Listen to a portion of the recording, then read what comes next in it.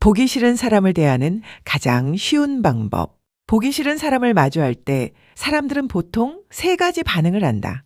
상대를 바꾸려 하거나 애써 무시하거나 아무 말도 하지 않은 채 속으로 분노를 쌓는다. 겉으로는 아무 일 없는 것처럼 지나가지만 집에 돌아와서도 그 사람의 말이 계속 떠오르고 이미 끝난 대화를 다시 상기하며 그때 이렇게 말했어야 했는데를 반복한다. 그 순간부터 이미 그 사람은 우리의 하루를 점유하고 있다. 보기 싫은 사람에게 가장 먼저 빼앗기는 건 시간이 아니라 나의 에너지다.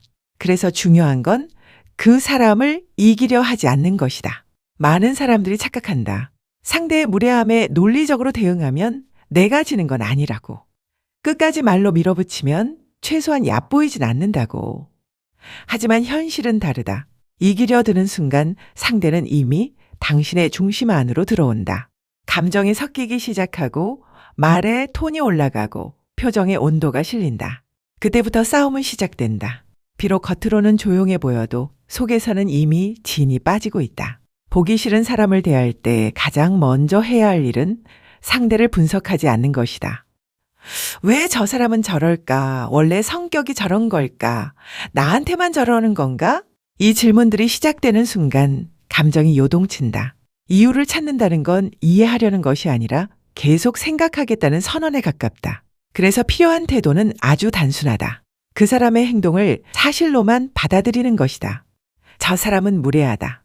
저 사람은 말을 끊는다. 저 사람은 늘 자기 이야기만 한다. 거기까지만 판단한다. 저 사람이 왜 저런 행동을 할까에 대해서는 생각하지 않는다. 사실만 받아들이면 감정은 생각보다 쉽게 빠진다. 말도 마찬가지다. 보기 싫은 사람 앞에서 말이 길어질수록 손해다.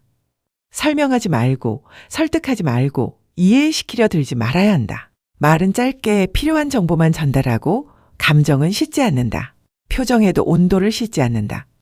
미소를 억지로 지을 필요도 없고 날카로워질 필요도 없다. 그저 평온하게 업무 메일을 읽듯 담담하게 유지한다. 이 태도는 상대를 무시하는 게 아니다. 나 자신을 보호하는 방식이다. 그리고 기대를 낮춘다. 이게 정말 중요하다. 우리는 자주 실망한다. 저 사람도 이 정도는 알겠지. 이 말까지 했으면 바뀌겠지. 이번엔 다르겠지? 하지만 기대는 거의 항상 실망으로 돌아온다.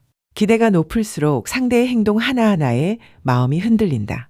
그래서 아예 기대를 낮게 둔다. 아주 낮게. 저 사람은 원래 저렇다. 그 이상도 이하도 아니다. 기대를 낮추면 상대의 말에 더 이상 반응하지 않게 되고 행동이 덜 거슬린다. 거리도 마찬가지다. 물리적으로 멀어질 수 있다면 그게 가장 좋다.